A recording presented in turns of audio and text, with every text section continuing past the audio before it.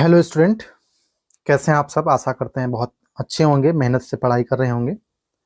आज का हमारा जो वीडियो है वो अनुवांशिकता से संबंधित प्रमुख शब्दावलियों पर है। जैसे आपने अभी पिछले वीडियो में बहुत सारी शब्दावलियों को सुना, हमने वैसे जो शब्दावली प्रयोग की गई हैं उनको पहले ही डिस्कस कर लिया है।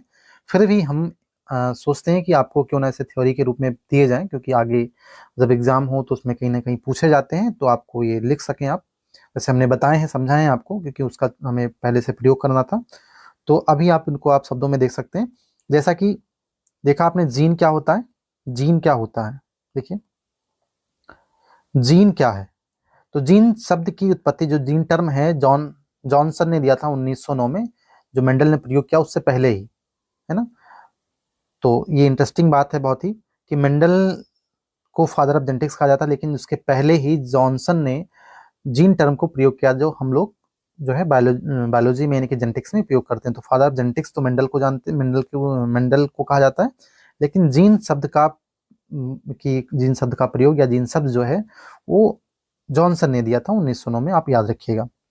ठीक है।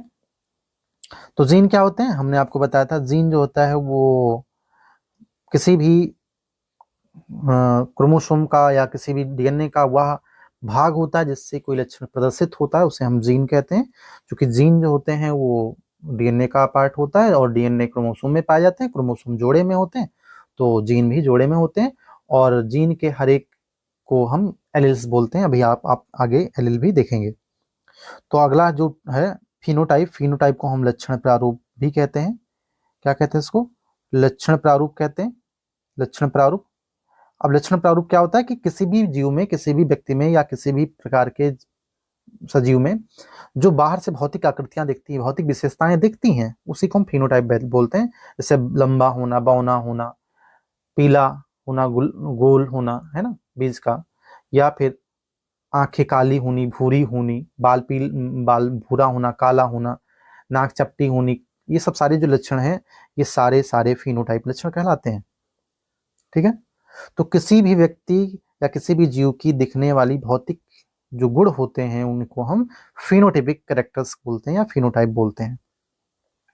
अब बात आती है जीनोटाइप क्या होता है। तो जीनोटाइप किसी भी व्यक्ति का पूर्ण जो जीनी संगठन होता है या जीनी संगठन होता है जिस कारण से भौतिक गुण प्रदर्शित हुआ, उसे हम बोलते हैं जीनोटाइप या जीन प्रारूप बोलते हैं। तो जीन प्रारूप क्या है भाई? जीन प्रारूप का अर्थ होता है भौतिक विशेषताओं को प्रदर्शित करने के लिए जो जीनी संगठन जिम्मेदार है वह जीनोटाइप कहलाता है। एलील क्या होता है? अभी हमने बताया था कि जीन जो होता है वो जोड़े में पाए जाते हैं। जैसे पौधे की लंबाई के लिए जीन या तो कैपिटल टी होगा, या कैपिटल टी स्मॉल टी होगा, या स्मॉल टी होगा। यह जोड़े में लिखे जाते हैं। जोड़े में क्यों लिखे जाते हैं? क्योंकि ये डीएनए का पार्ट होते हैं जीन। और डीएनए जो होता है वो क्रोमोसोम का पार्ट होता है। तो क्रोमोसोम तो जोड़े में होते हैं, हम लोग डिप्लॉइड ऑर्गेनिज्म हैं। तो एलील्स की परिभाषा क्या दी जाती है?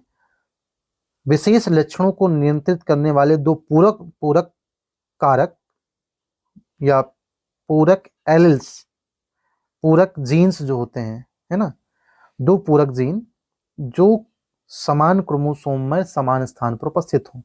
जैसे एग्जाम्पल के लिए समझिए, जैसे पौधे की लंबाई के जो दूसरा क्रोमोसोम था, उस दूसरे क्रोमोसोम में ये इस स्थान पे एक लक्षण उपस्थित है जिससे पौधे की लंबाई नियंत्रित होती है दूसरे क्रोमोसोम, सेकंड क्रोमोसोम पर। तो दूसरे क्रोमोसोम का दूसरी कॉपी होगी, उसमें उसी स्थान पर जो भी जीन उपस्थित है उसी को हम एलील बोलते हैं।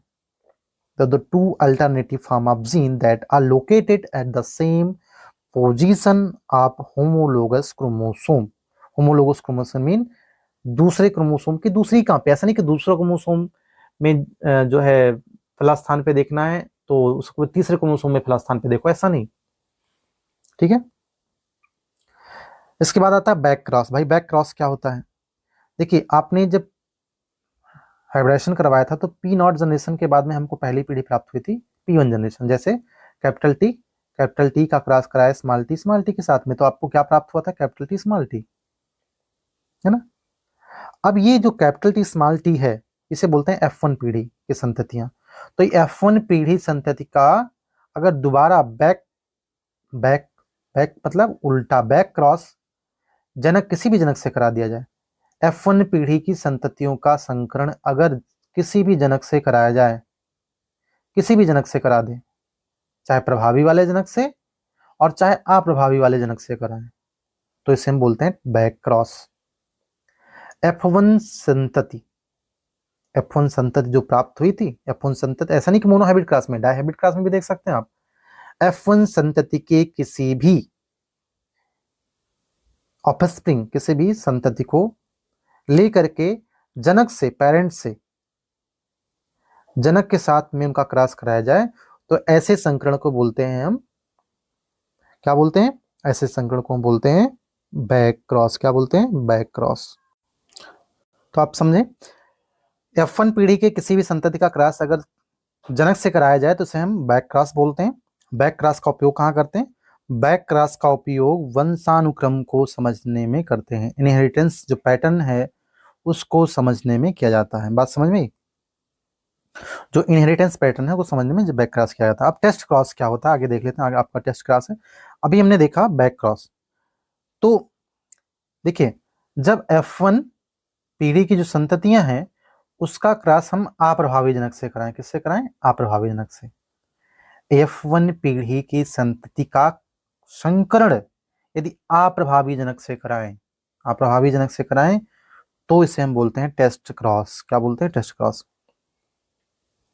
F1 पीढ़ी की संतति जो है, F1 पीढ़ी का क्रॉस अगर अप्रभावी जनक के साथ कराया जाए, अप्रभावी जनक के साथ कराया जाए, तो उसे हम बोलते हैं टेस्ट क्रॉस। टेस्ट क्रॉस का उपयोग कहाँ करते हैं, टेस्ट क्रॉस F1 हाइब्रिड जो है उसके पास किस प्रकार का जीनो प्रारूप है, जीनोटाइप है, इसको जानने के लिए करते हैं। जैसे कहा गया, एक पौधा है जो लंबा है, हमको नहीं पता कि पौधा कैसा लंबा वाला है, कैपिटल टी वाला लंबा है कि कैपिटल टी स्मॉल टी वाला लंबा है।